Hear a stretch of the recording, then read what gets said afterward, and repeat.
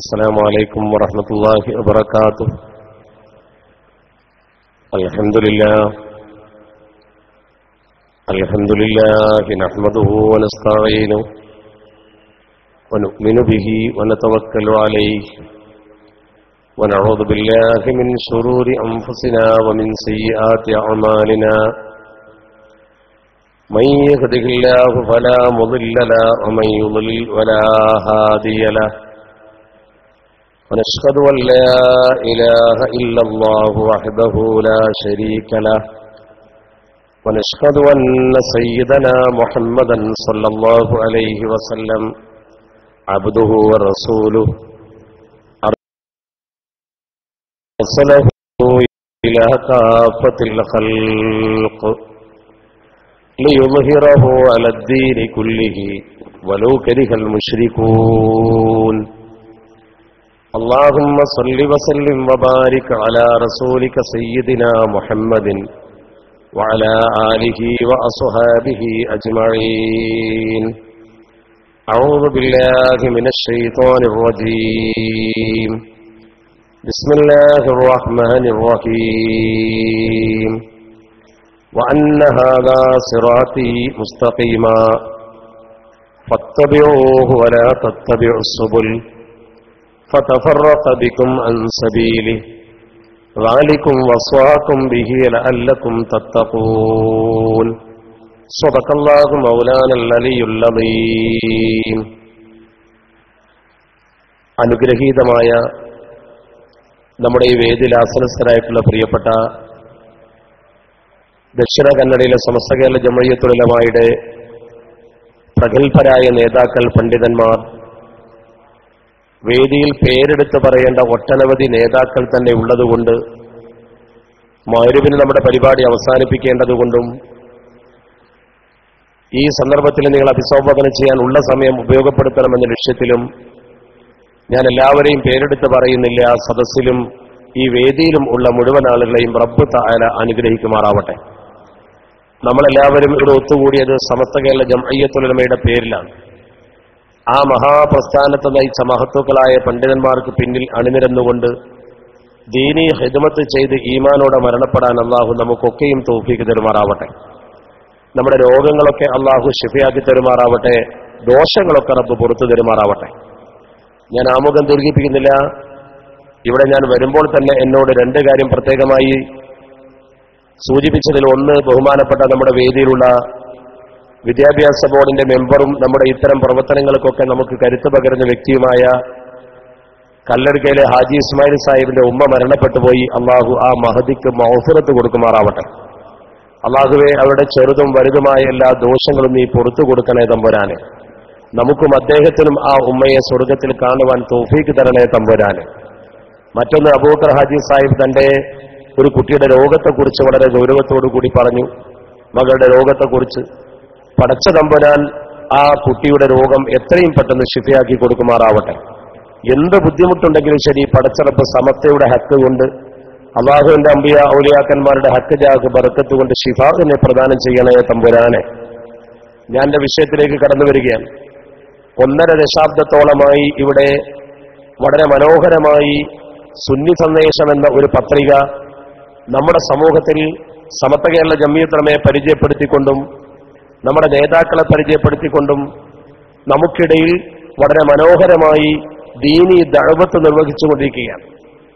സാമ്പത്തികമായി ഒരു നേട്ടവും ആഗ്രഹിക്കാതെ, അതുകൊണ്ട് എന്തെങ്കിലും ഒരു നേട്ടമുണ്ടാക്കണമെന്ന് ആധുനിക പത്രപ്രവർത്തകരെ പോലെ ചിന്തിക്കാതെ, വളരെ നല്ല രീതിയിൽ സമൂഹത്തിന് ഉപകരിക്കുന്ന തരത്തിൽ കർണാടകയിലുള്ള ചുരുക്കം മലയാളികൾക്കിടയിൽ വളരെ മനോഹരമായി നടത്തിക്കൊണ്ടിരിക്കുന്ന ഈ പത്രം 1.5 ദശാബ്ദത്തോളം പിന്നിട്ടു എന്ന് പറയുമ്പോൾ അതിന്റെ ഗൗരവം എത്രയാണ്. അതിന്റെ പിന്നിൽ പ്രവർത്തിച്ചവർ, അതിനുവേണ്ടി ഓടി നടന്നവർ, അവർക്കൊക്കെ പടച്ചറബ് ഖൈറ് കൊടുക്കുമാറാവട്ടെ. അള്ളാഹുവിന്റെ പരിശുദ്ധ ഖുർആനിൽ പടച്ചറബ് നമ്മളോട് പറയും, മിനന്നാശി മൻ യസ്തരി ലഹുവൽ ഹദീസ് ലിയുദില്ല അൻ സബീലില്ലാഹി ബിഗൈരി ഇൽമിൻ വയത്തഖിദഹാ ഹുസ്വാ. അള്ളാഹുവിന്റെ പരിശുദ്ധ ഖുർആൻ പറഞ്ഞു, വമിനന്നാസ്, ജനങ്ങളിൽ ഒരു വിഭാഗമുണ്ട്, വമിനന്നാസി മൻ യസ്തരി ലഹുവൽ ഹദീസ്, വിനോദ വൃത്താന്തങ്ങൾ വില കൊടുത്തു വാങ്ങുന്നവർ. വെറുതെ ഇങ്ങനെ മാസിക വാങ്ങും, വെറുതെ ഇങ്ങനെ വാരിക വാങ്ങും. എന്തിന്? വിനോദത്തിന് വേണ്ടി, കളിക്കാൻ വേണ്ടി, തമാശയ്ക്ക് വേണ്ടി, എന്തെങ്കിലുമൊക്കെ കോമഡിക്ക് വേണ്ടി, അല്ലെങ്കിൽ നോവൽ വായിക്കാൻ വേണ്ടി അങ്ങനെ വാങ്ങുന്ന ആളുകളുണ്ട്. വമിനന്നാസി മൻ യസ്തരി ലഹുവൽ ഹദീസ്. ലഹുൽ ഹദീസ് എന്ന് പറഞ്ഞാൽ വിനോദവൃത്താന്തങ്ങൾ, കളിതമാശകൾക്ക് വേണ്ടി, വെറുതെ സമയം പോക്കുന്നതിന് വേണ്ടി ഇത്തരം പത്രികകൾ അടിച്ചിറക്കുന്നവരും അത് വില കൊടുത്ത് വാങ്ങുന്നവരുമുണ്ട്. ലിയുദില്ല അൻ സബീലില്ലാഹ്, അല്ലാഹുവിന്റെ മാർഗത്തിൽ നിന്നും ജനങ്ങളെ വ്യതിചലിപ്പിക്കുന്നതിന് വേണ്ടിയുള്ള ശ്രമമാണത്. പടച്ച റബ്ബിന്റെ മാർഗത്തിൽ നിന്നും ജനങ്ങളെ തെറ്റിപ്പിക്കാനുള്ള വഴിയാണത്. വയത്തഹിദഹാ ഹുസുവാ, അല്ലാഹുവിന്റെ പരിശുദ്ധ ദീനുൽ ഇസ്ലാമിനെ പരിഹസിക്കുന്ന മാർഗമാണത്, ദീനിനെ പരിഹസിക്കുന്ന വഴിയാണത്. എന്നിട്ട് അല്ലാഹുവിന്റെ പരിശുദ്ധ ഖുർആൻ പറയുന്നു, വമിനന്നാസി മൻ യസ്തരി ലഹുവൽ ഹദീസ് ലിയുദില്ല അൻ സബീലില്ലാഹി ബിഗൈരി ഇൽമിൻ വയത്തഹിദഹാ ഹുസുവാ. ആ വിഭാഗത്തിലുള്ള ശിക്ഷ അദാബും മുഹീനാണ്, അപമാനകരമായ ശിക്ഷ അവർക്ക് പരലോകത്ത് ഒരുക്കി വെച്ചിരിക്കുന്നുവെന്ന് പടച്ചറബ് പഠിപ്പിക്കുകയാണ്. അപ്പൊ നമ്മൾ എപ്പോഴും സമൂഹത്തിന് ഉപകരിക്കുന്ന ഗ്രന്ഥങ്ങളാണ് കൊടുക്കേണ്ടത്. ദഅവത്തിൽ ഇന്ന് ഏറ്റവും പ്രധാനപ്പെട്ട ഒരു രംഗമാണ് വരമൊഴി. അഥവാ നമുക്കെന്തെങ്കിലും എഴുതി അറിയിക്കാൻ, നമ്മുടെ വിഷയങ്ങൾ സമൂഹത്തിലെത്തിക്കാൻ. ഇപ്പൊ തന്നെ സുപ്രഭാതം പത്രം നമ്മൾ തുടങ്ങിയപ്പോ ആ മലയാളക്കരയിൽ സുപ്രഭാത പത്രത്തിന് എത്രമാത്രം പ്രാധാന്യമാണുള്ളത്, എന്തുമാത്രം മനോഹരമായിട്ടാണ് ജനങ്ങൾ അതിനെ സ്വീകരിക്കുന്നത്.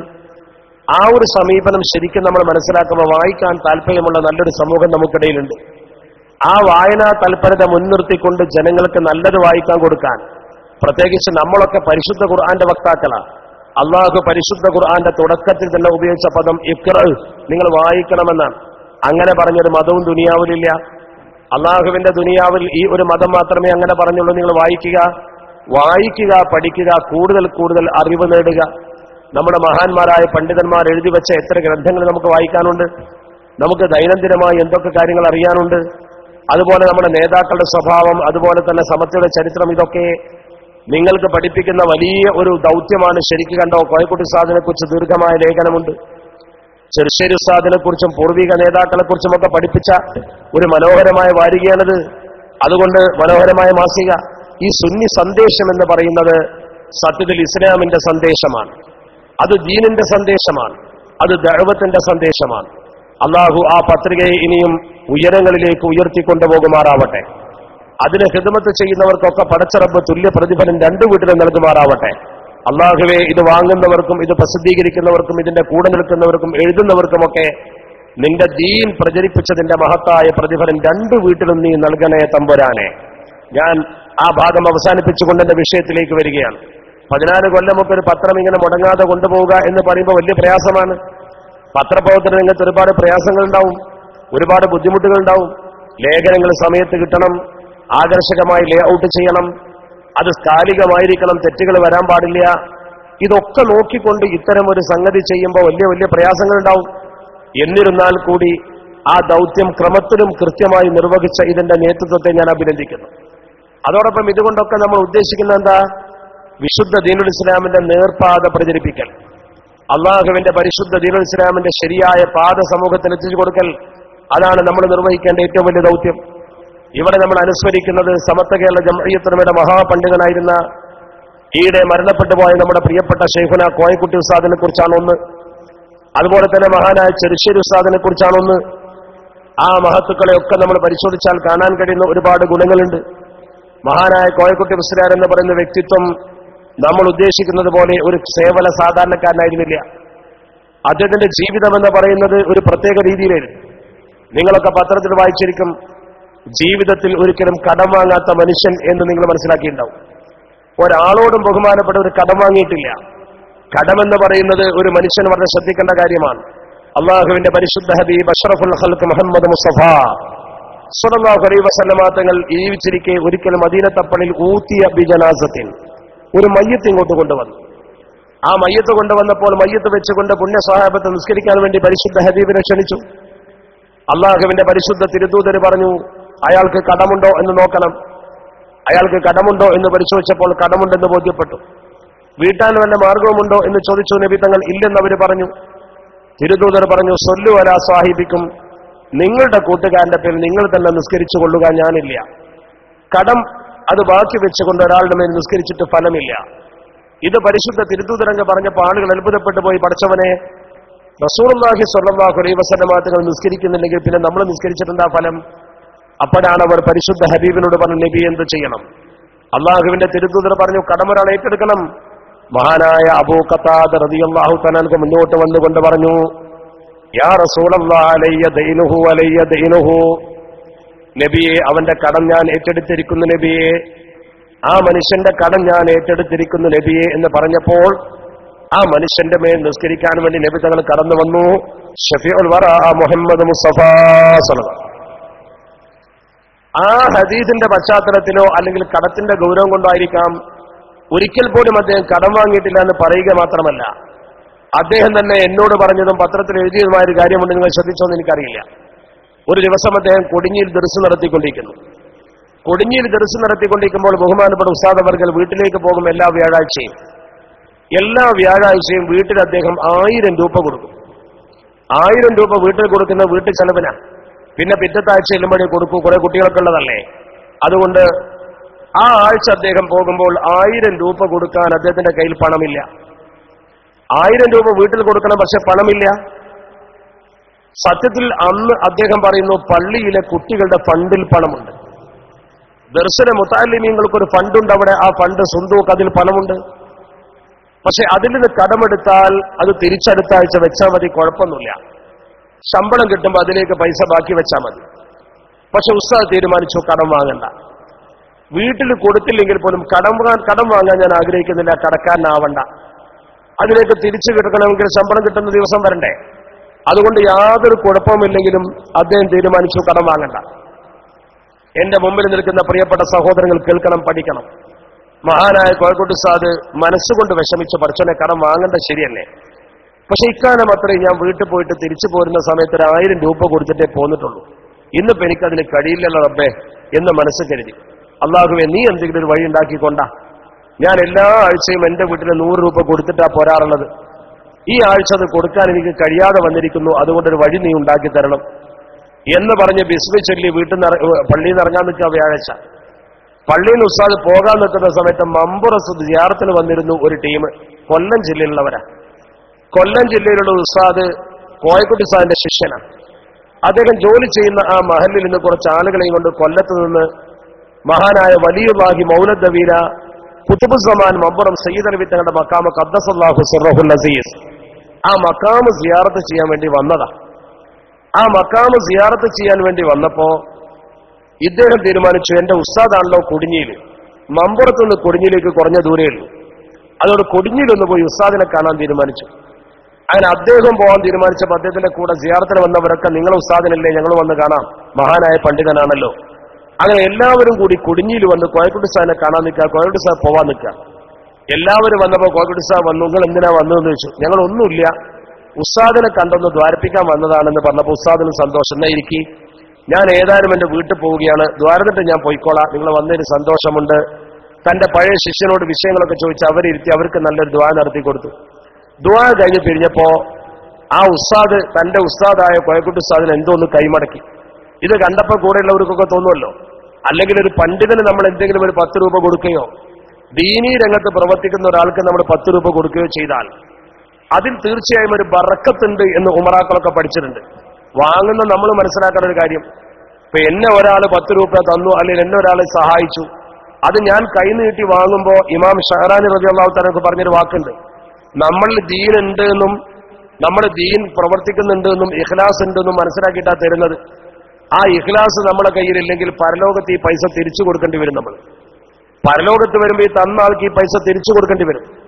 ഇമാം ഷഹറാനി തങ്ങളെ വാക്കാ, ഭയപ്പെടണം, നമ്മൾ ദീൻ ഉള്ളവരാണെന്നും ദീൻ നടത്തുന്നവരാണെന്നും ഇഖ്ലാസ് നമ്മുടെ കയ്യിലുണ്ടെന്ന് മനസ്സിലാക്കിയിട്ടാ തരുന്നത്. അതുകൂടി ഞാൻ സാന്ദർഭികമായി സൂചിപ്പിച്ചു. നമുക്കൊക്കെ പലരും പല സഹായങ്ങളും ചെയ്യാറുണ്ട്, നമ്മൾ അവരെ സന്തോഷിപ്പിച്ചുകൊണ്ടത് വാങ്ങാറുണ്ട്. അള്ളാഹു റബ്ബുൽ ഇസ്സത്ത് അവർക്കൊക്കെ ആ തരുന്നതിൽ ബർക്കത്ത് കൊടുക്കുമാറാവട്ടെ. അവർ നമ്മളെ ഏൽപ്പിച്ചതനുസരിച്ച് ദീനിന് പ്രവർത്തിക്കാൻ റബ്ബ് നമുക്ക് ഇഖ്ലാസും കഴിവും തരുമാറാവട്ടെ.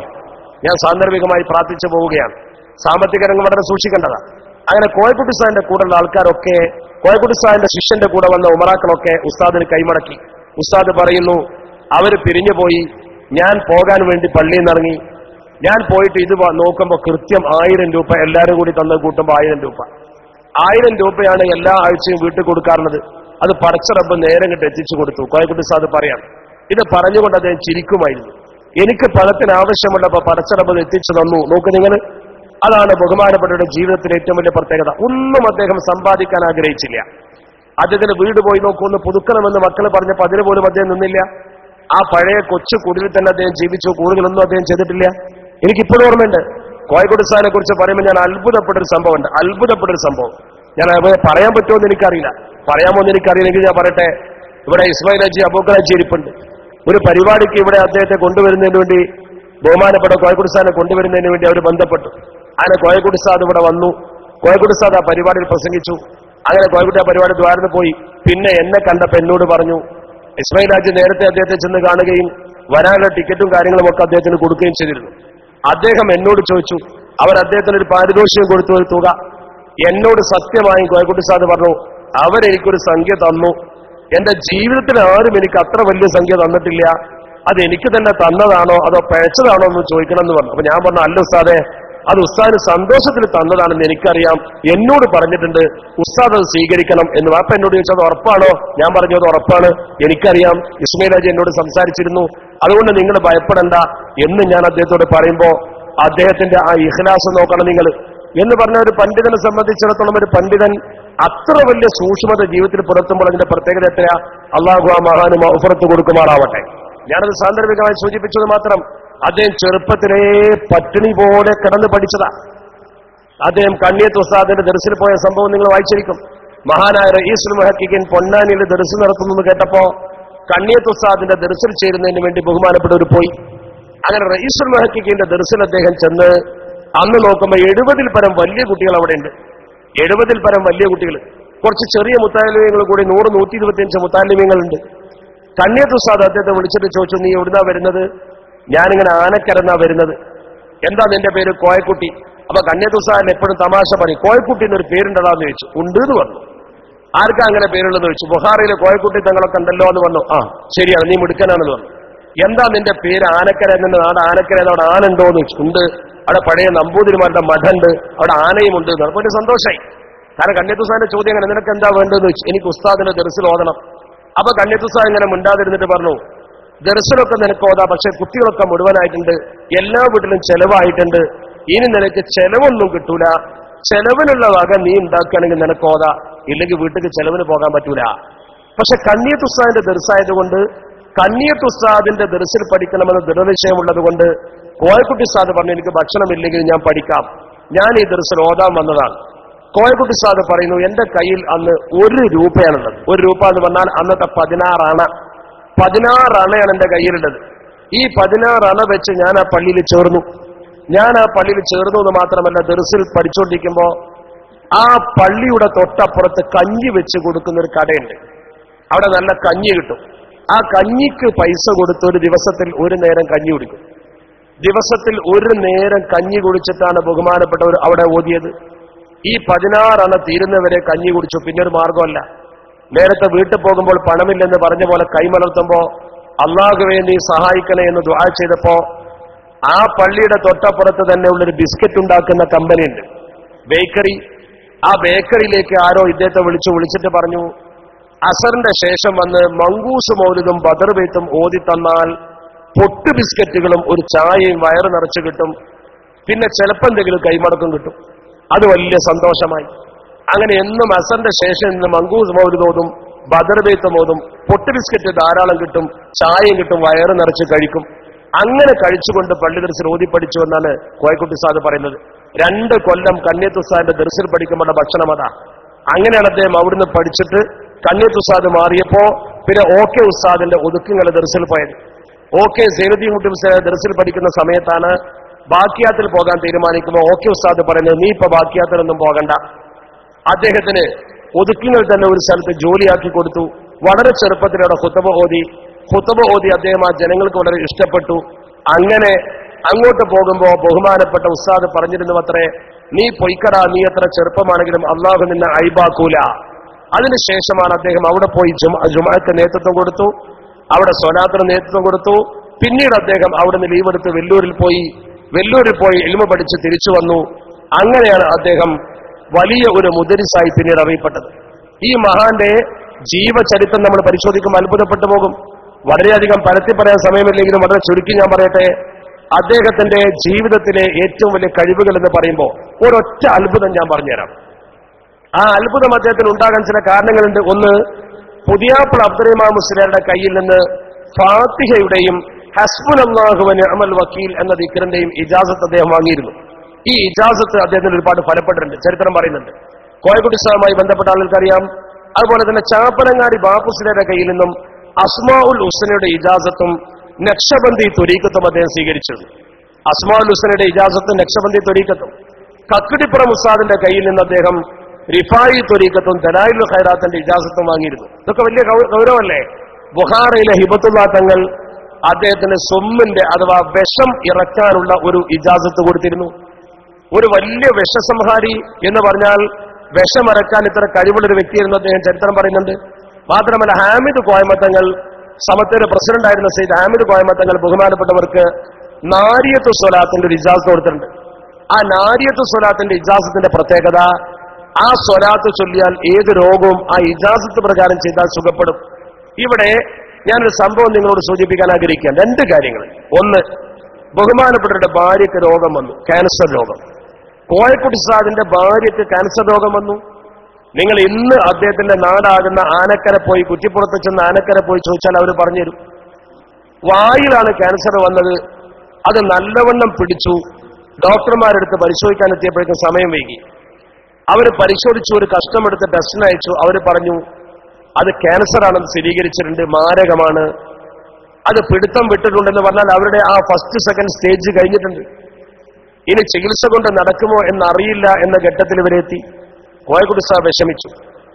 ചികിത്സ കൊണ്ട് ഫലമില്ല, മാത്രമല്ല റേഡിയേഷനൊക്കെ കൊടുക്കുമ്പോൾ ഈ വായന്റെ ഉള്ളിലല്ലേ, അതിന്റെ പ്രയാസവുമൊക്കെ മനസ്സിലാക്കി ഉസ്താദ് തീരുമാനിച്ചു ഈ കാര്യം അള്ളാഹുവിൽ തവക്കുലാക്കി പടച്ച റബ്ബിനോട് പറയാം. അങ്ങനെ എല്ലാ ചികിത്സകളും നിർത്തിവെച്ച് കോയക്കുട്ടി സാദ് ഈ വിഷയം എന്നോട് ഒരു സദസ്സിൽ വെച്ച് നേരിട്ട് പറഞ്ഞു. അദ്ദേഹം ഈ ചെയ്ത പ്രവർത്തനത്തെ നമുക്ക് അത്ഭുതത്തോടെ മാത്രമേ കാണാൻ പറ്റൂ. ആ മഹാൻ തന്റെ പ്രിയപ്പെട്ട ഭാര്യയുടെ സമീപത്ത് എല്ലാ പൊതുപരിപാടിയും മാറ്റിവെച്ചിരുന്നു. സകല പൊതുപരിപാടി മാറ്റിവെച്ചു. അങ്ങനെ സ്വന്തം ഭാര്യയുടെ സമീപത്ത് അദ്ദേഹം ഇരുന്നു. സ്വന്തം ഭാര്യയുടെ സമീപത്ത് അദ്ദേഹം ഇരുന്നിട്ട് ഇജാസത്ത് പ്രകാരമുള്ള നാരിയത്ത് സ്വലാത്ത് നിശ്ചിത എണ്ണം പൂർത്തിയാക്കി. ലക്ഷത്തോളം സക്കാത്ത് അദ്ദേഹം സക്കാത്ത് സ്വലാത്ത് ചൊല്ലിയെന്നാ പറയുന്നത്. ആ സ്വലാത്ത് മുഴുവൻ അദ്ദേഹം ഒരു പരിപാടിക്കും പോകാതെ ഭാര്യന്റെ അടുത്ത് ഇരുന്ന് ചൊല്ലി. അതങ്ങ് പൂർത്തിയായ ശേഷം പിന്നീട് കൊണ്ട് പരിശോധിച്ച് നോക്കുമ്പോ ക്യാൻസറിന്റെ ലക്ഷണം തന്നെയില്ല. മാക്സിമം 2 കൊല്ലമേ ജീവിക്കൂ എന്ന് ഡോക്ടർമാർ പറഞ്ഞ മഹദി ഇന്ന് നിങ്ങളൊന്ന് പോയി അന്വേഷിച്ച് നോക്ക്, ആരോഗ്യത്തോടെ വീട്ടിലുണ്ട്, ഒരു കുഴപ്പവുമില്ല, രോഗവുമില്ല. അള്ളാഹു ദീർഘായുസ് കൊടുക്കട്ടെ. നേരെ മറിച്ച് ഉസ്താദ് മരണപ്പെട്ടു പോയി. ശരിക്കും ആ ചികിത്സിച്ച ഉസ്താദ് മരണപ്പെട്ടു പോയി. അദ്ദേഹം എന്നോട് പറഞ്ഞു ഈ മഹത്തായ ദിക്റ് കൊണ്ടാണ് ഇത് രക്ഷപ്പെട്ടത്. ബുഖാറയിലെ കോയക്കുട്ടി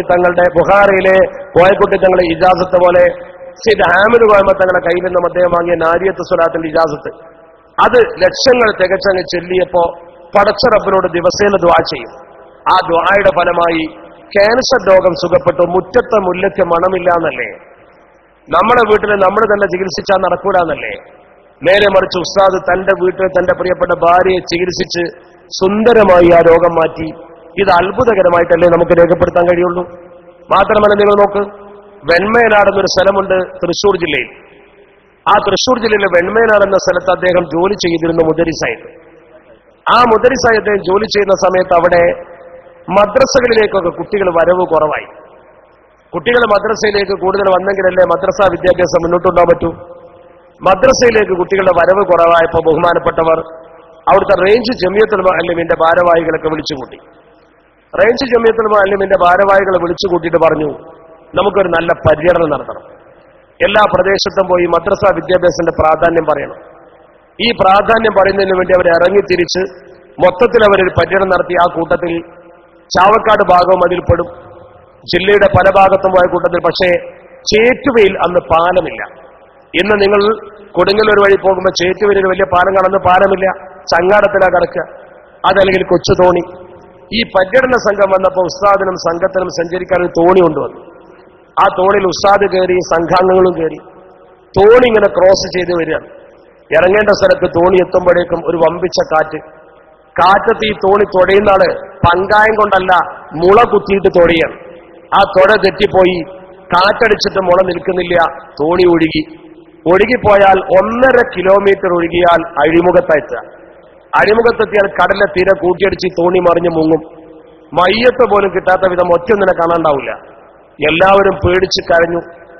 ആ കാറ്റത്ത് തോണി വല്ലാതെ മുന്നോട്ട് പോയി. 1.5 കിലോമീറ്റർ ഉള്ളിൽ കഴിഞ്ഞാൽ അഴിമുഖത്തേക്ക് ചാടും. ഒരു രക്ഷയില്ല. എല്ലാവരും തോറ്റു. ആ സമയത്ത് ബഹുമാനപ്പെട്ട കോയക്കുട്ടി സാദ് എല്ലാവരോടും ഇരിക്കാൻ പറഞ്ഞു. കോയക്കുട്ടി സാദ് എഴുന്നേറ്റുത്രേ. അത് കണ്ടു നിന്ന ആളുകൾ ഇന്ന് ജീവിച്ചിരിപ്പുണ്ട്. ഉസ്താദ് തോണിയിലുണ്ട് എഴുന്നേറ്റിട്ട് കാറ്റത്ത് ശക്തിയായി കാറ്റടിക്കുമ്പോ യാ ഹയ്യു യാ ഖയ്യൂം ബിറഹ്മതിക അസ്തഗീസ് ഉറക്കനെ വിളിച്ചു. വിടിയാ. അതൊരു വലിയ ശബ്ദത്തിലായിരുന്നു കേട്ടവർ പറയുന്നു. ആ ശബ്ദം ഉസ്താദ് അങ്ങ് പുറപ്പെടുവിച്ച ഉടനെ കാറ്റ് മറിഞ്ഞുകൊണ്ട് വീശി. അല്ലാഹുവല്ലേ കാറ്റിനെ വീശുന്നത്? അങ്ങോട്ടും വീശാനോ ഇങ്ങോട്ടും വീശാനോ? കാറ്റ് മറിഞ്ഞുകൊണ്ട് വീശി.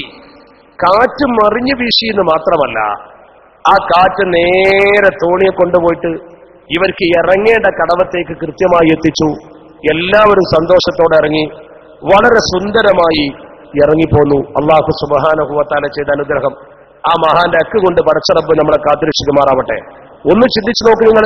ആ മഹാന്റെ ഏറ്റവും വലിയ പ്രത്യേകത ആയിരുന്നു അദ്ദേഹത്തിന്റെ മരണസമയത്ത്. നിങ്ങൾക്കറിയുമോ, അദ്ദേഹത്തിന്റെ മരണസമയത്ത് ആ പ്രദേശത്തെ മുഴുവൻ അദ്ദേഹം മരിച്ച ആ രാത്രി നല്ലൊരു മഴ കിട്ടി. കോയക്കുട്ടി സാഹബ് മരിക്കുമ്പോൾ രാത്രിയാണ് വിവരം അറിയുന്നത്. ആ പ്രദേശത്തെ മുഴുവൻ ഒരു മഴ. ആ മഴ ഇങ്ങനെ കടുത്ത ചൂടിലാണ് മഴ വരുന്നത്. ആ മഴ ഇങ്ങനെ പെയ്തിട്ട് ജനങ്ങളാകെ ആശ്വസിച്ചു. എന്നാൽ പിറ്റേ ദിവസമോ മയ്യത്ത് എടുക്കുന്നതിനോ മയ്യത്ത് നിസ്കരിക്കുന്നതിനോ യാതൊരു തരത്തിലുമുള്ള കുഴപ്പമുണ്ടായില്ല. ആ അനുഗ്രഹത്തിന്റെ മഴ മാത്രമല്ല, നമ്മുടെ പണ്ഡിതന്മാരൊക്കെ മരിച്ചപ്പോൾ നമ്മൾ പറഞ്ഞു വരുന്നൊരു കാര്യമുണ്ട്. നമ്മുടെ എല്ലാ പണ്ഡിതന്മാരും മരിക്കുമ്പോൾ ഒരു പ്രത്യേക രീതിയിലാ മരണം. ഇദ്ദേഹത്തിന്റെ മരണത്തോടടുത്ത സമയത്ത് അദ്ദേഹത്തിന്റെ ജ്യേഷ്ഠന്റെ മകനുണ്ട് ബഷീർ ഫൈസി.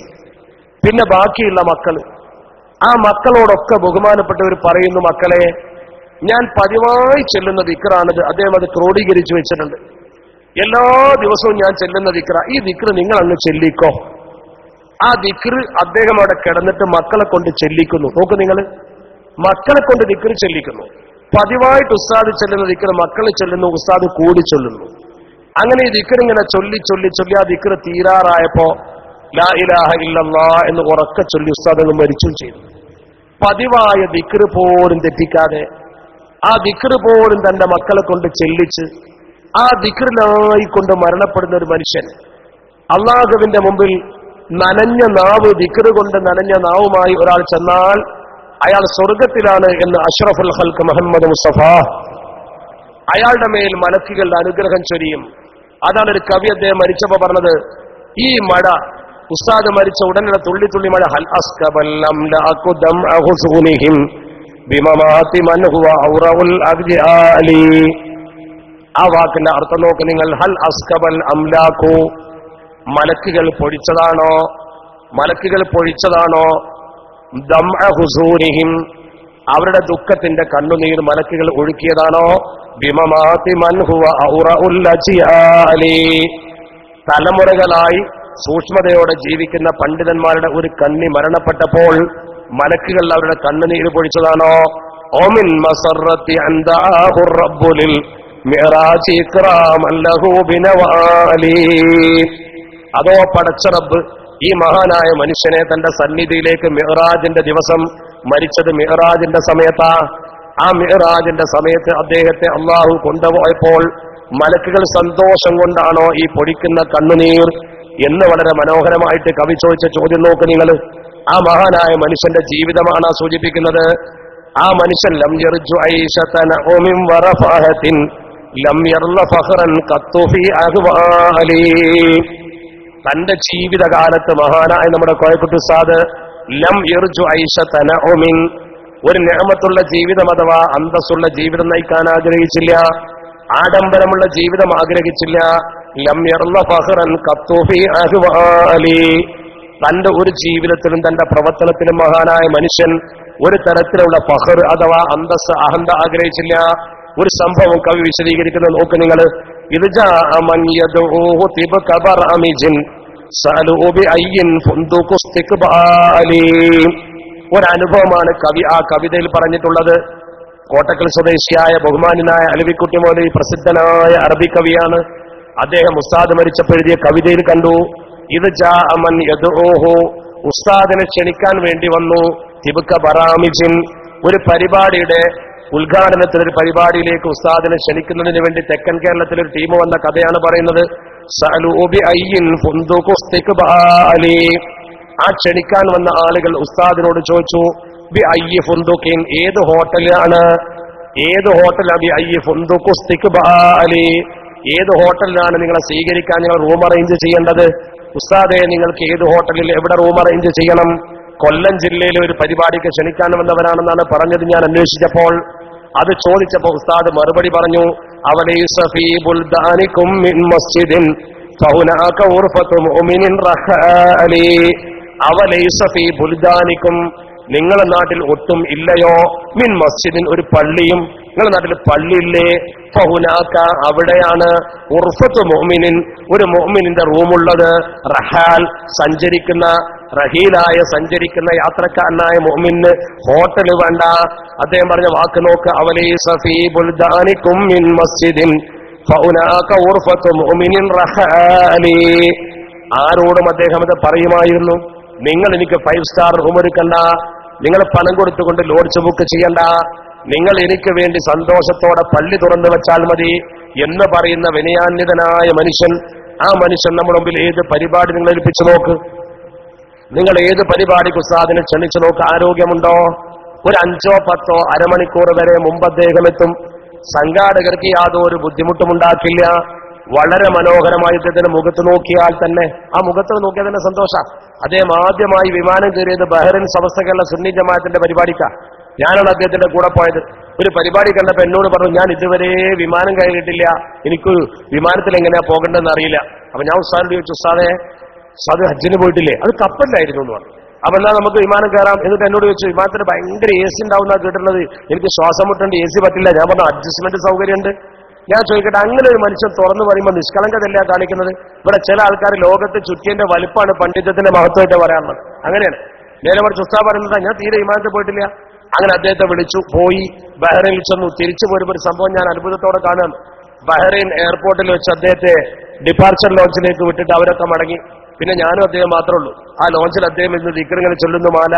ഒരു പക്ഷേ ഇതൊക്കെ CCTV കാണുന്നുണ്ടാവും. അദ്ദേഹത്തിന്റെ പെരുമാറ്റം, അദ്ദേഹത്തിന്റെ ജീവിത രീതി, ഇതൊക്കെ കാണാം. ഒരു അരമണിക്കൂർ വെയിറ്റിങ്ങിനെ നിൽക്കുക. അത് കഴിഞ്ഞ് വിമാനത്തിലേക്ക് പോകുമ്പോൾ ഒരു ഉദ്യോഗസ്ഥൻ വന്നിട്ട് പറഞ്ഞു, എയർ ഇന്ത്യയുടെ മാനേജർ വരുന്നുണ്ട്, ഉസ്താദിനെ ഒന്ന് കാണണം, ഉസ്താദിന്റെ ഒരു അനുഗ്രഹം വാങ്ങണമെന്ന് പറയുന്നുണ്ട്. അപ്പൊ ഞാൻ ചോദിച്ചു, എയർ ഇന്ത്യയുടെ മാനേജർ എവിടെയാ? മാനേജർക്ക് ഉസ്താദ് ഇല്ല. മാനേജർ ഉസ്താദിനെ ശരിക്കും നിരീക്ഷിച്ചത്. അപ്പൊ ഒരുപാട് CCTV കണ്ടിട്ടുണ്ടാവും. എങ്ങനെയാണാവോ മാനേജർ കണ്ടപ്പോ ഈ മാനേജർ വന്നു നോക്കുമ്പോഴോ മാനേജർ പെണ്ണ, ഒരു പ്രായമായ സ്ത്രീയാണ്. അവരാണ് എയർ ഇന്ത്യയുടെ അവിടുത്തെ ബഹ്റൈനിലെ സെക്ഷൻ മാനേജർ. എന്നോട് വന്നിട്ട് പറഞ്ഞു, എനിക്ക് അദ്ദേഹത്തെ ഒന്ന് അനുഗ്രഹം വാങ്ങണം. അങ്ങനെ അദ്ദേഹത്തെ ആഗ്രഹം, അവൻ എന്താ എനിക്ക് വേണ്ടത് വെച്ചു. I want to touch his leg എന്ന് പറഞ്ഞു. എനിക്ക് അദ്ദേഹത്തിന്റെ കാല് തൊടണം, നമ്മളെ പറ്റൂല, കാല് തൊട്ട് വന്നിക്കാൻ പറ്റില്ല. ഒന്നാമതായ ഏർപ്പാട് ഉസ്താദ് ഇഷ്ടപ്പെടില്ല. അവിടെ നിങ്ങൾ അദ്ദേഹത്തെ ഏതെങ്കിലും രീതിയിൽ ബഹുമാനിച്ചോ, അനുഗ്രഹം ഉസ്താദ് പ്രാർത്ഥിച്ചോളും എന്ന് പറഞ്ഞു. അപ്പോ അവർ പിന്നെയും ചോദിച്ചു, മേ ടച്ച് ഹിസ് ലെഗ് എന്ന് ചോദിച്ചു. പറ്റില്ല എന്ന് പറഞ്ഞാൽ അത് ശരിയല്ല എന്ന് പറഞ്ഞു. അപ്പോ അവരോട് പറഞ്ഞപ്പോ അവര് ഉസ്താദിന് മുന്നേ കൈകൂപ്പി വളഞ്ഞു നിന്നൊരു രംഗുണ്ട്. സത്യത്തിൽ ആ ഉസ്താദും ഈ ഉത്തരേന്ത്യൻ സ്ത്രീയുമായി ഒരു ബന്ധവുമില്ല. ആ മനുഷ്യന്റെ മുഖം കണ്ടപ്പോ, ആ മനുഷ്യന്റെ പ്രകൃതി കണ്ടപ്പോ, ഇത് എനിക്ക് അനുഗ്രഹം തരാൻ പറ്റിയ ഒരു മനുഷ്യനാണെന്ന് ഒരു അമുസ്ലിമിന് പോലും കരുതണമെങ്കിൽ നിങ്ങളൊന്ന് ആലോചിച്ച് നോക്കൂ. അങ്ങനത്തെ ഒരു മഹാനായ മനുഷ്യൻ നമ്മളന്നത് വാർത്തയാക്കാത്ത ഒരു സ്ത്രീ ആയതുകൊണ്ടാണ്, ഫോട്ടോ എടുക്കാത്ത ഒരു സ്ത്രീ ആയതുകൊണ്ടാണ്. അപ്പൊ നിങ്ങൾ ചോദിച്ചു നോക്ക്, ദൂരെ നിന്ന് അവർ ഉസ്താദിനെ നിരീക്ഷിച്ച് വളരെ അകലെ നിന്നുകൊണ്ട് അവരിങ്ങനെ കൈകൂപ്പിയിട്ട് ഇങ്ങനെ വണങ്ങുന്ന ആ രംഗം എന്റെ മനസ്സിലിപ്പോഴും കാണാം. അപ്പൊ ഒരു മനുഷ്യൻ അല്ലാഹു ഭൂമുഖത്ത് കഴിവ് കൊടുത്താൽ, ആ കഴിവ് കുറെ ഉടയാടുകളുടെ കഴിവോ വലിയ കാലിന് സഞ്ചരിക്കലോ പറക്കലൊന്നുമല്ല. കൽബ് നന്നായ പടച്ചോ സ്വീകരിക്കും. അള്ളാഹു നമ്മുടെ കൽബുകളെ നന്നാക്കി പെരുമാറാവട്ടെ. എന്നതുപോലെ തന്നെ നിങ്ങൾ നോക്കൂ, നമ്മുടെ ബഹുമാനപ്പെട്ട ചെറുശ്ശേരി ഉസ്താദ്, നമ്മുടെ ഉസ്താദുമാരെ മുഴുവൻ എങ്ങനെയാ? നമ്മുടെ മഹാനായ ചെറുശ്ശേരി ഉസ്താദിന്റെ ജീവിതത്തിൽ വളരെ കുറഞ്ഞ സമയമുള്ളൂ, ഉള്ളത് കൊണ്ട് ഞാൻ പറയാം. ഉസ്താദിന്റെ ജീവിതം എന്ന് പറഞ്ഞാൽ മുഴുവൻ ഫിഖ്ഹാണ്. ജീവിതത്തിൽ അദ്ദേഹം ഫിഖ്ഹി വിഷയങ്ങളിൽ അവഗാഹമുള്ള മഹാനാണ്. എവിടെ എന്ത് ചോദ്യം എപ്പം നിങ്ങൾ ചോദിച്ചാലും ഉസ്താദ് റെഡിയാണല്ലോ. അത് പിന്നെ പറയാമെന്ന് ഉസ്താദ് പറയില്ല. ചോദിക്കുന്ന ആളെ ബോധ്യപ്പെട്ടാൽ ഫോണിൽ പോലും പറഞ്ഞു കൊടുക്കും. ഏത് വിഷയം ചോദിച്ചാലും കൃത്യമായ മറുപടി ഉണ്ട്. അതുകൊണ്ട് തന്നെ ഉസ്താദിന്റെ ചെറുപ്പകാലം മുതൽ പിതാവിന്റെ ദർസിൽ 7 കൊല്ലം ഓതി. ചെറുശ്ശേരി മുഹമ്മദ് മുസ്ലിയാർ അദ്ദേഹത്തിന്റെ പിതാവ് സ്വന്തം പിതാവിന്റെ ദർസിൽ 7 കൊല്ലം ഓതിയിട്ട് പിന്നെ മഞ്ചേരി അബ്ദുറഹിമാൻ മുസ്ലിയാരുടെ ദർസിലേക്കാണ് പോകുന്നത്. മഞ്ചേരി അബ്ദുറഹിമാൻ മുസ്ലിയാരുടെ ദർസ് എന്നൊക്കെ പറഞ്ഞാൽ അന്ന് ഇന്റർവ്യൂ ചെയ്തിട്ട് കുട്ടികളെടുക്കും. എങ്ങനെ ഇന്റർവ്യൂ? ഒരു ചോദ്യം ചോദിക്കാനല്ല, ഒരു 8-10 ദിവസം ദർസിൽ നിർത്തും. എന്നിട്ട് ഉസ്താദ് ക്ലാസ് എടുത്തു കൊടുക്കും. ആ ക്ലാസ് കുട്ടിക്ക് ഫോളോ ചെയ്യാൻ കഴിയുന്നുണ്ട്, മനസ്സിലാവുന്നുണ്ട്, എന്നാ നിർത്തും, ഇല്ലെങ്കിൽ പോകാൻ പറയും. ബഹുമാനപ്പെട്ട ചെറുശ്ശേരി ഉസ്താദ് ആ ദർസിലേക്ക് ചെല്ലുന്ന സമയത്ത് ആ ദർസിലേക്ക് ഉസ്താദ് കയറി ചെല്ലുമ്പോൾ അവിടെ ബഹുമാനപ്പെട്ട ചെറുശ്ശേരി ഉസ്താദ് ഉദ്ദേശിക്കുന്ന മഞ്ചേരി അബ്ദുറഹിമാൻ മുസ്ലിയാരില്ല. അവിടുത്തെ ഖതീബും ഇമാമും മാത്രമേ ഉള്ളൂ. അപ്പൊ അവരെടുത്തൊരു മസല ചോദിക്കാൻ ടീം വന്നിട്ടുണ്ട്. അവരാണെങ്കിൽ സ്വത്തവകാശ മസല ചോദിക്കാൻ വന്നതാ. അപ്പൊ ഇവര് വെറുതെ ഇവരോട് എന്തെങ്കിലും ചോദ്യങ്ങളൊക്കെ ചോദിച്ചിങ്ങനെ ചർച്ച ചെയ്യുമ്പോൾ ചെറുശ്ശേരി ഉസ്താദ് ശരിക്കും കേട്ടു. അബ്ദുറഹിമാൻ ഉസ്താദ് വന്നിട്ട് ചോദിക്കാൻ നിൽക്കുന്ന മഞ്ചേരി അബ്ദുറഹിമാൻ മുസ്ലിയാർ വലിയ ഫഖീഹ. ചോദിക്കാൻ നിൽക്കുമ്പോൾ ഈ ഖതീബും അവിടുത്തെ മുദരിസും ഇവരോട് ഇങ്ങനെ വിവരം അറിയുമ്പോൾ ചെറുശ്ശേരി ഉസ്താദ് കേൾക്കുന്നുണ്ട്. അപ്പൊ ഇവർ ചോദിക്കുന്ന ചോദ്യത്തിന് കൃത്യമായി മറുപടി പറയാനൊക്കെ കഴിയുന്നില്ല. ഇതൊരു കെണിഞ്ഞ മസലയാണല്ലോ. അപ്പൊ ചെറുശ്ശേരി ഉസ്താദ് അവരോട് പറഞ്ഞു, ആ മസല ഇന്ന കിതാബിൽ ഇന്ന പേജിലുണ്ടല്ലോ. അത്ഭുതപ്പെട്ടു പോയി. ആ കിതാബ് എടുത്തോണ്ട് നോക്കുമ്പോൾ കൃത്യ. അപ്പൊ ഈ കുട്ടി എന്തിനു വന്നതാ? ഞാൻ ഇവിടെ ദർസിൽ ചേരാൻ വന്നതാ. നീ ഇവിടുന്ന് അതൊക്കെ പഠിച്ച? ഞാൻ എന്റെ വാപ്പാന്റെ ദർസിൽ നിന്ന് പഠിച്ചതാ. നീ ഈ പള്ളിയിൽ തന്നെ പഠിച്ചോ? അവരപ്പം തന്നെ തീരുമാനിച്ചു. കുട്ടി പോകാൻ തന്നാലും കൂടുതൽ അഡ്മിഷൻ അപ്പം തന്നെ കൊടുത്തു. ഉസ്താദ് വരാത്തന്നെ അഡ്മിഷൻ കൊടുത്തു. അവിടെ പഠിച്ച് അവിടുന്ന് പുറത്തിറങ്ങി ഉസ്താദ് പിന്നെ കോടങ്ങാട്ട ദർസെടുത്തത്. കോടങ്ങാട്ട് ദർസെടുത്താൻ പോകുമ്പോൾ ചെറിയൊരു കുട്ടിയാ. വലിയൊരു ബാക്കിയത്തിലേക്ക് പോകാൻ ചോദിച്ചപ്പോ ബാപ്പ പറഞ്ഞു, നീ പോകണ്ട, വലിയൊരു പോയവരൊക്കെ നിന്നെ തേടി ഇങ്ങോട്ട് വരുന്നു. അതൊരു ഇജാസത്താ. അങ്ങനെ അദ്ദേഹം കോടങ്ങാട്ട് ഖുത്ബ മുദരിസായി ജോലി ചെയ്യുന്ന സമയത്ത് ആ നാട്ടുകാർക്ക് വലിയ മതിപ്പൊന്നുമില്ല. ഒന്നാമത് കൊണ്ടോട്ടിക്കാരനാ. കോടങ്ങാട് കൊണ്ടോട്ടിന്ന് 2 കിലോമീറ്റർ പുറത്താണ്. അപ്പൊ അവിടെ ഓതുമ്പോൾ ചെറിയ കുട്ടിയായപ്പോൾ ആൾക്കാർക്ക് അത്ര മതിപ്പില്ല, വാപ്പാന വലിയ മതിപ്പാ. അപ്പോഴാണ് ഒരിക്കൽ കണ്യത്ത് ഉസ്താദ് അവിടെ ജുമഅത്ത് വന്നത്. കണ്യത്ത് ഉസ്താദ് ജുമഅ കൂടി ജുമഅയൊക്കെ ശരിക്കും ശ്രദ്ധിച്ച് നിസ്കാരവും ഖുത്ബയൊക്കെ ശ്രദ്ധിച്ചപ്പോൾ കണ്യത്ത് ഉസ്താദ് ചോദിച്ചു, ഇതേതായി കുട്ടി? നാട്ടുകാര് പറഞ്ഞു, അത് ചെറുശ്ശേരി അഹമ്മദ് കുട്ടി മുസ്ലിയാരുടെ മകൻ സൈനുദ്ദീൻ മുസ്ലിയാരാ. അപ്പൊ അഹമ്മദ് കുട്ടി മുസ്ലിയാർ എന്ന് പറയുന്ന ചെറുശ്ശേരി ഉസ്താദിന്റെ ബാപ്പ കണ്യത്ത് ഉസ്താദിന്റെ കൂടെ ഓതിയ ആളാ. ബാപ്പാനെ ശരിക്കറിയാം. കണ്യത്ത് ഉസ്താദ് ഉറക്കെ പറഞ്ഞു, ആഹാ, മൂർഖന്റെ കുട്ടി മൂർഖൻ തന്നെയാണല്ലോ എന്ന് പറഞ്ഞു. അതോടുകൂടി ആളുകൾക്ക് ചെറുശ്ശേരി ഉസ്താദിനെ കുറിച്ച് വലിയ മതിപ്പായി. അതാണ് അദ്ദേഹത്തിന്റെ ഏറ്റവും വലിയ മതിപ്പ്. ആ മതിപ്പ് എക്കാലഘട്ടത്തിലും അദ്ദേഹം പ്രകടിപ്പിച്ചു. ഏത് വിഷയത്തിലും അദ്ദേഹത്തിന് എന്തുണ്ടായിരുന്നു? എന്ത് ചോദ്യം നിങ്ങൾ ചോദിച്ചാലും തമാശ രൂപേണാണെങ്കിലും നേർരൂപത്തിലാണെങ്കിലും കൃത്യമായി മറുപടി കൊടുക്കും. ഒരു വിഷയമുണ്ടായാലത് പരിഹരിക്കും. ചെമ്മാട് മഹലിൽ ഒരു പ്രശ്നമുണ്ടായാൽ ഞാൻ ഇപ്പോഴും ഓർക്കുന്നു. ചെമ്മാട് മഹൽ എന്ന് പറയുന്നത് ചെറുശ്ശേരി ഉസ്താദ് കുറെ കാലം ദർസെടുത്ത മഹല്ല. ആ മഹലിൽ 2 വിഭാഗം ആളുകളുണ്ട്. 2 വിഭാഗം ആളുകളുണ്ടെങ്കിലും സമത്വക്കാർ ഭൂരിപക്ഷമുള്ളത് കൊണ്ട് സമത്വക്കാർ മഹലിൽ ഭരിക്കുന്നു. ഒരു പ്രശ്നവുമില്ല. മഹലിൽ ഭംഗിയെടുപ്പ് എല്ലാ സ്ഥലത്തും അങ്ങനെയുള്ള മഹലിൽ പ്രശ്നമൊന്നും ഉണ്ടാവില്ല. ഇവര് കുറച്ച് പേര് കയറി വന്ന് പിന്നെ ബഹളം ഉണ്ടാക്കല. ആര്? മണ്ണാർക്കാട്ടുകാര്. അവര് കയറി വന്നിട്ട് കുഴപ്പമുണ്ടാക്കല പതിവ്. അങ്ങനെ അവര് കയറി വന്നിട്ട് ആ മണ്ണാർക്കാട്ട് അങ്ങനെയാണ് നിങ്ങൾ കേട്ടല്ലേ? മണ്ണാർക്കാട്ട് വിഷയം കേട്ടില്ലേ? ഞാൻ പറയേണ്ട ആവശ്യമില്ലല്ലോ. അവസാന നിമിഷം വരെ ജയിക്കുമെന്ന് വിശ്വസിച്ചു, മലക്കുകൾ ഇറങ്ങുമെന്ന് വിശ്വസിച്ചു. ഇപ്പൊ പറയുന്ന മലക്കുകൾ ഇറങ്ങിയെന്ന. പിന്നെന്തേ കുഴപ്പമെന്ന് വെച്ചു? മലക്കുകൾ ഇറങ്ങിയത് ലാസ്റ്റ് ടൈമിലാണ്. ചിഹ്നം പഠിപ്പിച്ചു കൊടുക്കാൻ സമയം കിട്ടിയില്ല എന്ന് പറഞ്ഞു. അവസാന പ്രശ്നം ആ ഒരൊറ്റ പ്രോബ്ലമാണ് ഇപ്പൊ ഉണ്ടായത്. ആയിക്കോട്ടെ, ആ വിഷയം ഞാൻ ഇപ്പൊ പറയുന്നില്ല. എന്റെ വിഷയം അതല്ല, അതുകൊണ്ട് ഞാൻ അങ്ങോട്ട് പോകുന്നില്ല. വെറുതെ ഒരു മനുഷ്യനെ കൊണ്ടുപോയി പടച്ചറബ് ആക്കി തീർക്കുന്ന ഗതികേട് നോക്കൂ. ആർക്കൊക്കെ നല്ല ബുദ്ധി പടച്ചറബ് കൊടുക്കുമാറാവട്ടെ. ചെമ്മാട് മഹലിൽ 2 വിഭാഗം ആളുകളും ഒത്തൊരുമയോടുകൂടി മുന്നോട്ട് പോകുമ്പോ ആ മഹലിലെ ജൽബോഡി വരുന്ന സമയത്ത് ഒരു വിഭാഗം വന്നിട്ട് ബാപ്പുട്ടി ഹാജിയോട് പറഞ്ഞു, ചെമ്മാട് ബാപ്പുട്ടി ഹാജിയോട് പറഞ്ഞു, ഈ മഹലിൽ 70% ഞങ്ങളുണ്ട്. അവിടെ 70% ഞങ്ങളുള്ളത് കൊണ്ട് ഞങ്ങൾക്ക് ഈ മഹലിൽ കമ്മിറ്റിയിൽ അംഗത്വം വേണം. ഇത്ര അംഗത്തെ ഞങ്ങൾ എടുക്കണം എന്ന് പറഞ്ഞു. ബാപ്പുട്ടി ഹാജി സൗമ്യനായ മനുഷ്യനാണ്. നിങ്ങൾ കണ്ടിട്ടുണ്ടോ? അള്ളാഹു ദീർഘായി അദ്ദേഹത്തിന് മൗഫറത്ത് കൊടുക്കുമാറാവട്ടെ. ബാപ്പുട്ടി ഹാജി പറഞ്ഞു, അന്ന് ബാപ്പുട്ടി ഹാജി പറഞ്ഞു, 2 കൂട്ടരും കൂടി ഒരു മഹലിൽ ഭരിച്ചാൽ ശരിയില്ല. നിങ്ങൾക്കൊരാശയം, ഞങ്ങൾക്കൊരാശയം. 2 സുന്നത്തിമായിട്ടാണെങ്കിൽ നമ്മൾ 2 കൂട്ടരും കൂടി ആകുമ്പോൾ ഒരു കാര്യം മഹലിൽ നടക്കൂല. നിങ്ങൾ 70% ഉണ്ട് എന്നല്ലേ നിങ്ങൾ പറയുന്നത്? നിങ്ങൾ 70% ഉണ്ടെങ്കിൽ നിങ്ങൾ മഹലിൽ ഭരിച്ചോ, ഞങ്ങൾ ഇടപെടുന്നില്ല. അതുകൊണ്ട് നമുക്കൊരു തെരഞ്ഞെടുപ്പ് നടത്താം. 70 എന്നല്ല നിങ്ങൾ പറഞ്ഞത്, 51% ആള് നിങ്ങളുണ്ടെങ്കിൽ നിങ്ങൾ മഹല്ല് കമ്മിറ്റി ഉണ്ടായിക്കോ, ഞങ്ങൾ ആ കമ്മിറ്റിക്കില്ല. 49% നിങ്ങളുള്ളൂ എങ്കിൽ 51% ഞങ്ങളായിരിക്കും. അപ്പൊ ഞങ്ങൾ കമ്മിറ്റി ഉണ്ടാക്കും. ആ കമ്മിറ്റിയിലേക്ക് നിങ്ങൾ വരണ്ട. നിങ്ങൾക്ക് എല്ലാ സൗകര്യം ഞങ്ങൾ ചെയ്തു തരും. കമ്മിറ്റിയിൽ നിങ്ങൾ വേണ്ട. അതല്ല 49% ഞങ്ങളുള്ളൂ എന്നാൽ നിങ്ങൾ ഭരിച്ചോ, ഞങ്ങൾ ആ കമ്മിറ്റിക്ക് വരുന്നില്ല. 2 കൂട്ടരും ചേർന്നുള്ള അഴകുഴമ്പ സമീപനം വേണ്ട എന്ന് പറഞ്ഞു. അല്ലെങ്കിൽ ഞങ്ങൾ ഇതുവരെ ഭരിച്ച പോലെ ഭരിക്കാം. അപ്പൊ അവർ വന്ന് തെരഞ്ഞെടുപ്പ് നടത്താൻ തീരുമാനിച്ചു. തെരഞ്ഞെടുപ്പിന് എല്ലാ കാര്യങ്ങളും ഒരുങ്ങി. അങ്ങനെ തെരഞ്ഞെടുപ്പിന്റെ ദിവസം അടുത്തപ്പോൾ മധ്യസ്ഥര ചുമതലപ്പെടുത്തി UP പോകരാജി അടക്കമുള്ള മധ്യസ്ഥരായ ആൾക്കാർ, നാട്ടിലെ ആൾക്കാർ. അവസാനം ഒരു പുതിയ പ്രശ്നം പൊട്ടിപ്പുറപ്പെട്ടു. ആ മഹലിൽ സുന്നികൾക്ക് മാത്രമേ വോട്ടുള്ളൂ. പക്ഷെ ഏത് മഹലിലും ഉണ്ടാകുന്ന പോലെ ആ മഹലിലുമുണ്ട്. ചിലപ്പോൾ സുന്നി പള്ളി പോവും, ചിലപ്പോൾ മുജാഹിദ് പള്ളി പോവും, ചിലപ്പോൾ ജമാഅത്ത് പള്ളി പോവും. അങ്ങനെ കുറച്ച് ആൾക്കാരുണ്ട്. ലാ ഇലാഹ ഇല്ലല്ലാഹി വലാ ഇലാഹ ഇല്ലല്ലാഹി, അങ്ങോട്ടും അല്ല ഇങ്ങോട്ടും അല്ല, ആരാന്ന് ചോദിച്ചാൽ പറയില്ല. അത്തരം ആളുകൾക്ക് വോട്ടുണ്ടോ എന്ന് ചോദിച്ചു. അത്തരം ആളുകൾക്ക് വോട്ടുണ്ടോ എന്ന് ചോദിച്ചപ്പോ മധ്യസ്ഥനായ UP പോക്കരാജി പറഞ്ഞു, നമുക്കൊരു കാര്യം ചെയ്യാം, അത്തരം ആളുകൾക്ക് വോട്ട് കൊടുക്കണോ കൊടുക്കണ്ടയോ നമ്മൾ തർക്കിക്കണ്ട, നമുക്കൊരു പണ്ഡിതനോട് ചോദിക്കാം. അങ്ങനെ പണ്ഡിതനോട് ചോദിക്കാമെന്ന് തീരുമാനിച്ചപ്പോ എല്ലാവരും പറഞ്ഞു, എന്നാ ചെറുശ്ശേരി ഉസ്താദിനോട് ചോദിക്കാം. അപ്പൊ മറുഭാഗം പറഞ്ഞു, അത് പറ്റില്ല, ചെറുശ്ശേരി ഉസ്താദ് ഈ പള്ളി തന്നെ ഉള്ള ആളാ, അത് നിങ്ങളാളാ, അദ്ദേഹത്തോട് ചോദിച്ചാൽ പറ്റില്ല, വേറൊരു പണ്ഡിതനോട് ചോദിക്കണം. അപ്പൊ ഇവര് പറഞ്ഞു, നമ്മൾ ആളുകൾ പറഞ്ഞാൽ നിങ്ങൾ പറയുന്ന ആളോട് ചോദിക്കാം, മസല ഒന്നല്ലേ ഉണ്ടാവും ആര് പറഞ്ഞാലും. അപ്പോഴവർക്ക് വാശി, ചെറുശ്ശേരി ഉസ്താദിനോട് ചോദിക്കാൻ പറ്റില്ല, അത് നിങ്ങളെ ആളാ. അപ്പൊ ഉടനെ തന്നെ പറഞ്ഞു, എന്നാ നിങ്ങൾ പറ. ഉടനെ അവര് പറഞ്ഞു, ഓക്കെ സൈനുദ്ദീൻ കുട്ടി മുസ്ലിയാരോട് ചോദിക്കാം, അദ്ദേഹമുള്ള കാല, ഓക്കെ ഉസ്താദിനോട് ചോദിക്കാമെന്നു. ആയിക്കോട്ടെ. അങ്ങനെ ഓക്കെ സൈനുദ്ദീൻ കുട്ടി മുസ്ലിയാരുടെ അടുത്തേക്ക് പോകാൻ തീരുമാനിച്ചു. ഓക്കെ ഉസ്താദിന്റെ അടുത്തേക്ക് രണ്ടു കൂട്ടരും പോയി. ഓക്കെ സൈനുദ്ദീൻ മുസ്ലിയാരെ ദർസില് 2 വർഷം ബഹുമാനപ്പെട്ട ചെറുശ്ശേരി ഉസ്താദ് ഓതിയിട്ടുണ്ട്. ഓക്കെ ഉസ്താദിന്റെ അടുത്തേക്ക് ഇവരെല്ലാവരും കൂടി ചെന്നു. ഓക്കെ ഉസ്താദ് ചോദിച്ചു, നിങ്ങൾ എവിടുന്നാ? ഞങ്ങൾ ചെമ്മാറ്റുന്ന. എന്തിനാ നിങ്ങൾ ഇങ്ങോട്ട് വന്നത്? ഞങ്ങളൊരു മസല ചോദിക്കാൻ വന്നതാ. ഉടനെ തന്നെ ഓക്കെ സൈനുദ്ദീൻ കുട്ടി മുസ്ലിയാർ പറഞ്ഞു, ചെമ്മാട്ടെന്ന് മസല ചോദിക്കാൻ അങ്ങോട്ട് വരണ്ട, അവിടെ ചെറുശ്ശേരി ഉണ്ട്, ചെറുശ്ശേരി പറയുന്ന മാതിരി ചെയ്താൽ മതി എന്ന് പറഞ്ഞു. അപ്പൊ ഇവര് പറഞ്ഞു, അല്ല ഉസ്താദ്, ഇതൊരു എന്ത് സംഘടനാപരമായ പ്രശ്നമാണെങ്കിലും ഇസ്ലാമിലെ മസല ചെറുശ്ശേരി പറഞ്ഞ പോലെ ചെയ്താൽ മതി എന്ന് പറഞ്ഞു. ഇവർ അന്തം വിട്ടുപോയി. മടങ്ങി വരും, ഒരു പിടുത്തം കിട്ടിയില്ല. മടങ്ങി വന്നപ്പോ ഇവര് നിർബന്ധിതരായി ചെറുശ്ശേരി ഉസ്താദിന്റെ അടുത്ത് പോകാൻ. അങ്ങനെ എല്ലാവരും കൂടി ചെറുശ്ശേരി ഉസ്താദിന്റെ അടുത്ത് ചെന്നു. വിഷയം എന്താ? ഇങ്ങനത്തെ ആളുകൾക്ക് വോട്ടുണ്ടോ? ഉസ്താദ് പറഞ്ഞു, അതൊരു പ്രയാസമുള്ള കാര്യമില്ല, അവർക്ക് നമുക്ക് വോട്ട് വേണ്ടോ വേണ്ട തീരുമാനിക്കാം, എത്ര ആളുണ്ടെന്ന് വെച്ചു ലിസ്റ്റ് ഉണ്ടാക്കാൻ പറഞ്ഞു. ലിസ്റ്റ് ഉണ്ടാക്കിയിട്ട് അവരെ യോഗം വിളിക്കാൻ പറഞ്ഞു. യോഗം വിളിച്ചിട്ട് ഉസ്താദ് പറഞ്ഞു, അവരോട് അമലിയാത്തും ദീനിയാത്തും ചോദിച്ചാൽ പ്രശ്നം തീർന്നു എന്നാണ്. ഇവർക്ക് മനസ്സിലായില്ല എന്താ ചോദിക്കേണ്ടത്.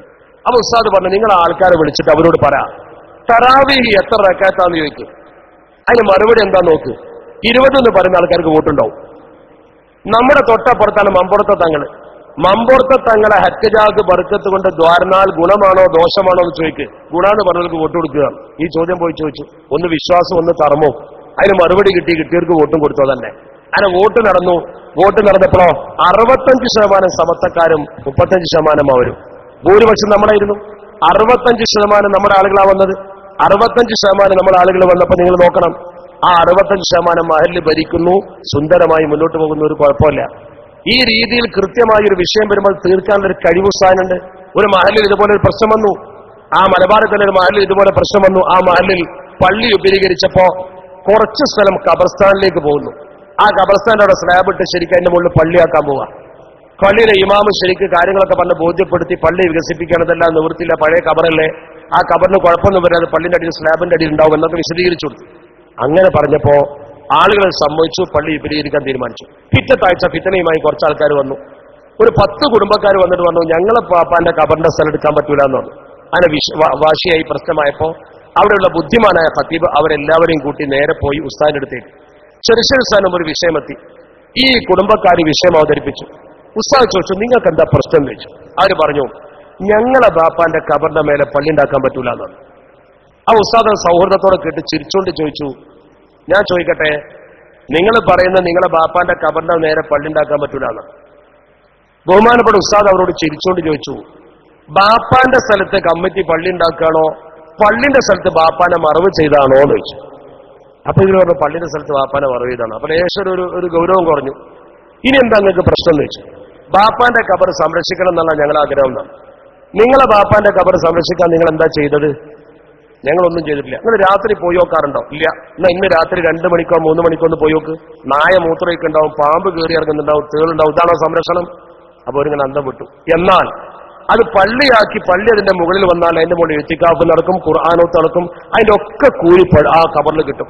ഒരു ചെടിത്തണ്ട് കുട്ടിയുടെ കൂലി കിട്ടുന്നില്ലേ? അപ്പൊ ആ കൂലി വാപ്പാക്ക് കൊടുക്കണോ അതോ നായ മൂത്രമൊഴിക്കുന്ന പോലെ അങ്ങനെട്ട് പോണോ, എന്താ വേണ്ടതെന്ന് വെച്ചു. അപ്പൊ എല്ലാവർക്കും പള്ളി ആയിക്കോട്ടെ അഭിപ്രായം, കുഴപ്പമില്ല, എല്ലാ പ്രശ്നവും പരിഹരിച്ചു. എന്റെ വാപ്പാന്റെ ഖബറും കൂടി പള്ളിയൊക്കെ തിരക്കില്ലാന്ന് വെച്ചാൽ ആൾക്കാർ പിന്നെ പറയുന്നത്. ആ ഒരു അവസ്ഥയിലേക്ക് മസലൊന്നുമില്ലാതെ ചിരിച്ചുകൊണ്ട് അവരെ സമ്മതിപ്പിക്കാനുള്ള കഴിവ്, ആ ഒരു ബദാഹത്തുല്ലക്കല്, അത് അള്ളാഹു കൊടുത്ത ഏറ്റവും വലിയ കഴിവാ. എന്നാൽ അതേ മനുഷ്യൻ തന്നെ തൂക്കിപ്പിടിച്ച സാധനം വാങ്ങി അദ്ദേഹം തന്നെ തന്റെ വീട്ടിലേക്ക് കൊണ്ടുപോയി മാർക്കറ്റിൽ നിന്ന് മൻ ഹമല ബിദാഅതഹു ഫഖദ് ബരിഅ മിനൽ കിബർ. ഒരാൾ തന്റെ സാധനം ചുമന്നു കൊണ്ടുപോയാൽ അവൻ അഹങ്കാരത്തിൽ നിന്ന് മുക്തനാണ്. അഷ്റഫുൽ ഖൽഖ് മുഹമ്മദ് മുസ്തഫ. അപ്പൊ ഇവിടെ നമ്മൾ മനസ്സിലാക്കേണ്ടത് ജാട കാണിക്കലല്ല പാണ്ഡിത്യം. നമ്മൾ സത്യത്തിന്റെ മുകളിലാണെന്നതിന്റെ തെളിവാണ് ഈ രണ്ട് മഹാന്മാരെ മരണം. ചെറുശ്ശേരി ഉസ്താദ് മരിക്കുന്നതിന് മുമ്പ് നിങ്ങൾക്കറിയോ, തന്റെ വീട്ടിലെ സകല കിതാബും ദാറുഹുദയിൽ കൊണ്ടുപോയി വഖഫ് ചെയ്തു. എല്ലാ കിതാബും ഓരോ ദിവസം ഓരോ കിതാബുകളുണ്ട്. എന്ത് രോഗമൊന്നുമില്ല. എന്തിനത് കൊണ്ടുവരുന്ന മനസ്സിലായില്ല. എല്ലാ കിതാബും വീട്ടിൽ നിന്ന് കൊണ്ടുവന്നതിന് ശേഷം പറഞ്ഞത് ദാറുഹുദക്ക് വഖഫ. എന്തിനാ ഈ കൊല്ലം വഖഫ് ചെയ്തത്? ഇതുവരെ വഖഫ് ചെയ്യാതെ ഈ കൊല്ലത്തിന്റെ തുടക്കത്തിൽ, അഥവാ മരിക്കുന്ന കൊല്ലത്തിന്റെ തുടക്കത്തിൽ കഴിഞ്ഞ കൊല്ലം റമദാൻ കഴിഞ്ഞ് കോളേജ് തുടങ്ങിയപ്പോ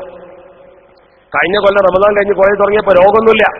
ഉസ്താദ് പറഞ്ഞു, ഇന്ന് എന്താ സിലബസ്, എനിക്കെന്താണ് നിങ്ങൾ വിഷയമിട്ടിരിക്കുന്നത്? അപ്പൊ എല്ലാ കൊല്ലവും ഉസ്താദ് ക്ലാസ് എടുക്കാറില്ല. എന്താ, 12ാം ക്ലാസ്സിലും 11ാം ക്ലാസ്സിലാണ് ദാറുഹുദയിലെ ഫൈനൽ ക്ലാസ്, 12ാം ക്ലാസ്സിൽ തുഹഫ, 11ാം ക്ലാസ്സിൽ മഹല്ലി. അപ്പൊ ഉസ്താദ് പറഞ്ഞു, ഇത് എല്ലാ കൊല്ലവും അങ്ങനെ തന്നെ, പിന്നെ ചോദിക്കേണ്ട കാര്യമില്ല, പിന്നെ എന്തിനാ ഉസ്താദ് ചോദിച്ചത്? വെറുതെ ചോദിച്ചു, എന്തൊരു കാര്യം ഉണ്ടാവും. അപ്പൊ ചോദിച്ചപ്പോ പറഞ്ഞു ഇങ്ങനെയാണ്. അപ്പൊ ഉസ്താദ് പറഞ്ഞത് മാറ്റണം, എനിക്കൊരു ഹദീസിന്റെ കിതാബ് വേണം, ഒന്നാണ് മാറ്റിക്കോഫിക്ക്. അപ്പോ ബന്ധപ്പെട്ട ആൾക്കാർ ഉസ്താദെ പറ്റില്ല, കാരണം ഇവരിവിടുന്ന് പുറത്തു പോയി ഈ കുട്ടികൾ ഫിഖിന്റെ മസ്അല അറിഞ്ഞ് മഹലിൽ പ്രവർത്തിക്കുമ്പോൾ സ്വത്തവകാശം, ഫറായിദ്, ത്വലാഖ്, നിക്കാഹ്, ഫസ്ക്, ഇതൊക്കെ ശരിക്കും പറഞ്ഞു കൊടുക്കണ്ടേ? അത് ഉസ്താദ് തന്നെ 2 കൊല്ലം പഠിപ്പിക്കണം, ഫൈനലല്ലേ?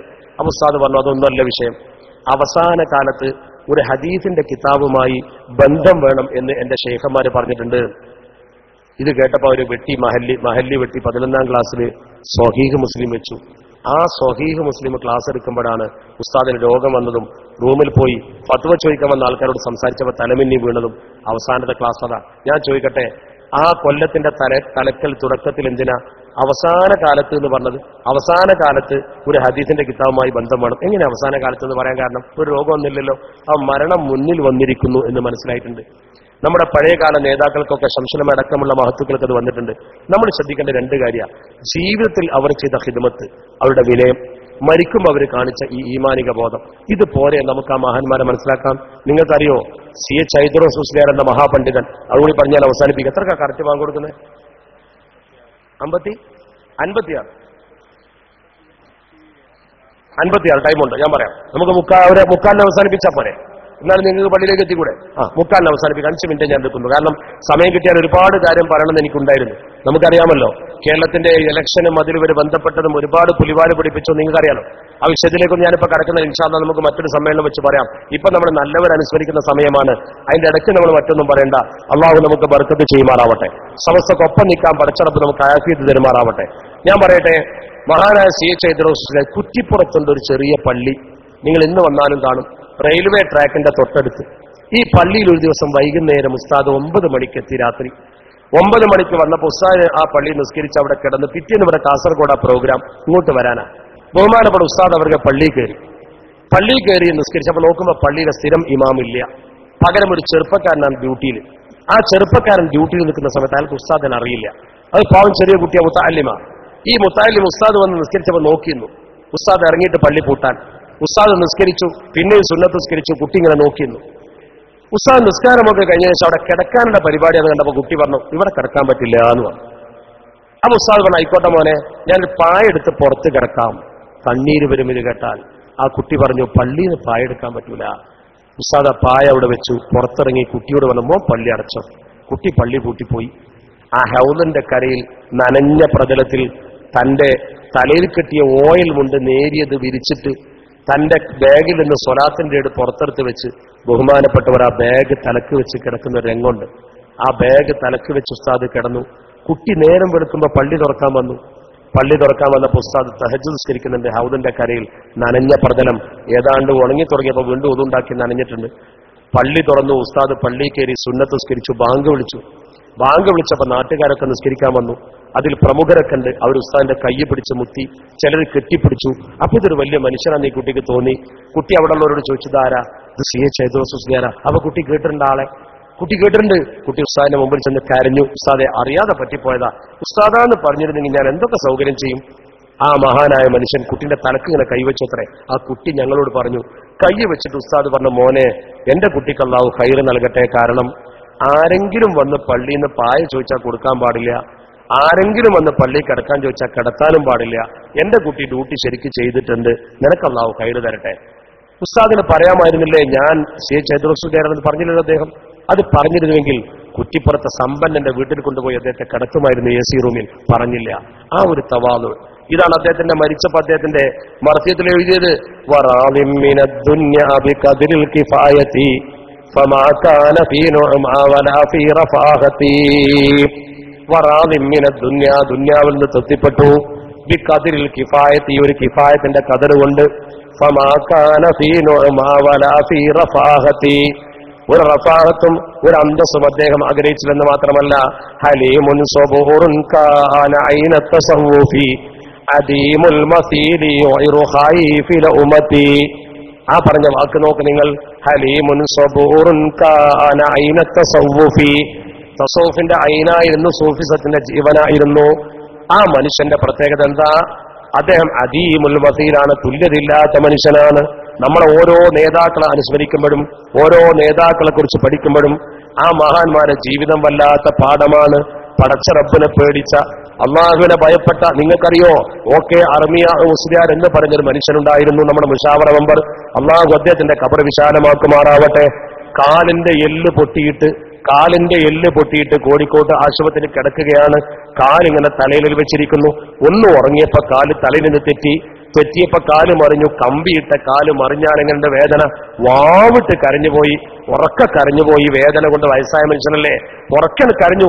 കരഞ്ഞപ്പോ കുട്ടികൾക്ക് ഓടി വന്നു, എല്ലാവരും ഓടി വന്നു നോക്കുമ്പോൾ ഉസ്താദ് കാല് മറിഞ്ഞെടുക്കുക. കാല് നിർത്തി ഒക്കെ ശരിയാക്കി ലെവലാക്കി വെച്ച് ഡോക്ടർക്ക് വന്ന് നോക്കി. അപ്പൊ ഉസ്താദിനെല്ലാം തോന്നി കരഞ്ഞത് കൂടിപ്പോയി. എന്നിട്ട് പിന്നെ ഉസ്താദ് ചെയ്ത പണി എന്താ? കൈ ഇങ്ങനെ പിടിച്ചിട്ട് കിടന്നിട്ട് ദ്വാരക്ക, പടച്ചോനെ കരിയാണ്. അദ്ദേഹം കരിയാണ്, അല്ലാഹുവേ ദുന്യാവുന്ന് നീ എന്നെ എത്രയും വേദനിപ്പിച്ചോ, ഇനി ഞാൻ കരയില്ല. പരലോകത്ത് എൻ്റെ അടുത്ത് വരുമ്പോ എന്നെ വേദനയാക്കാതിരുന്നാ മതി. പടച്ചോനെ ദുന്യാവുന്ന് നീ എന്നെ എത്രയും വേദനിപ്പിച്ചോ, ഇനി ഞാൻ കരയില്ല. ഞാൻ എൻ്റെ അടുത്ത് പരലോകത്ത് വരുമ്പോ എന്നെ വേദനിപ്പിക്കാൻ ഞാൻ മതി. ആ മനുഷ്യന്റെ തക്കുവ നോക്ക്. അങ്ങനത്തെ മനുഷ്യന്മാരാണ് നമ്മളെ നയിച്ചത്. അവരെ പിന്നിൽ നിൽക്കാൻ അള്ളാഹു നമുക്ക് തൗഫീക്ക് തെരുമാറാവട്ടെ. അതാണ് കൂനുമായ സ്വാദിക്കുകയും. നിങ്ങൾ ഒരിക്കലും പേടിക്കണ്ട. സമ്പത്തിന്റെ പിന്നാലെ പോണ്ട, സൗകര്യത്തിന്റെ പിന്നാലെ പോണ്ട, ആഡംബരത്തിന്റെ ആർഭാടത്തിന്റെ പിന്നാലെ പോണ്ട. ഈ സുന്നി സന്ദേശം പോലുള്ള പത്രത്തിലൂടെ നമ്മളെ നേതാക്കളെ സ്വഭാവം പഠിക്കുക, നമ്മുടെ നേതാക്കളെ ചരിത്രം പഠിക്കുക, നമ്മുടെ നേതാക്കളുടെ ഒളിഞ്ഞിരിക്കുന്ന ജീവിത സത്യങ്ങൾ നിങ്ങളിലേക്ക് എത്തിച്ചു തരാനുള്ള ഒരു മീഡിയയാണ്, മാധ്യമമാണ്. അതുകൊണ്ട് ഇത് വാങ്ങുക, ഇത് പ്രോത്സാഹിപ്പിക്കുക, ഇത് പഠിക്കുക. അങ്ങനെ ദീനുള്ള ഒരു തലമുറയെ വളർത്തിക്കൊണ്ടുവരാൻ സമത്വക്കൊപ്പം നിൽക്കുക. അർഹമുറാഹിമായ റബ്ബ് സുബ്ഹാനഹു വ തആല അതിന് നമുക്ക് തൗഫീക്ക് നൽകുമാറാവട്ടെ. നമ്മുടെ പ്രവർത്തനങ്ങളെ പടച്ച റബ്ബ് വിജയിപ്പിക്കുമാറാവട്ടെ. അല്ലാഹുവേ ഞങ്ങളുടെ നേതാക്കളുടെ ബർക്കത്ത് കൊണ്ട് ഞങ്ങളെ നീ കാക്കണേ തമ്പുരാനെ.